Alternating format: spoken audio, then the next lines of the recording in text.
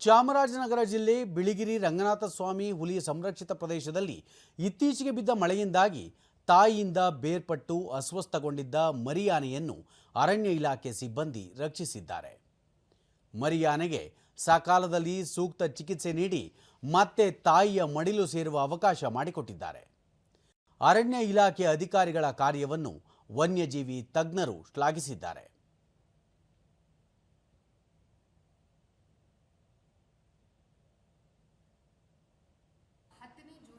ದೂರದರ್ಶನದೊಂದಿಗೆ ಬಿಳಿಗಿರಿ ರಂಗನಾಥ ಸ್ವಾಮಿ ಹುಲಿ ಸಂರಕ್ಷಿತ ಪ್ರದೇಶದ ಹುಲಿ ಯೋಜನೆ ನಿರ್ದೇಶಕರಾದ ದೀಪಾ ಜೆ ಕಾಂಟ್ರಾಕ್ಟರ್ ಸತತ 40 ಗಂಟೆಗಳ ಕಾಲ ಚಿಕಿತ್ಸೆ ನೀಡಿ ಮರಿಯಾನೆ ಚೇತರಿಸಿಕೊಳ್ಳುವಲ್ಲಿ ಅರಣ್ಯ ಸಿಬ್ಬಂದಿ ಶ್ರಮವಹಿಸಿದ್ದರು ಎಂದು ಮೆಚ್ಚುಗೆ ವ್ಯಕ್ತಪಡಿಸಿದರು.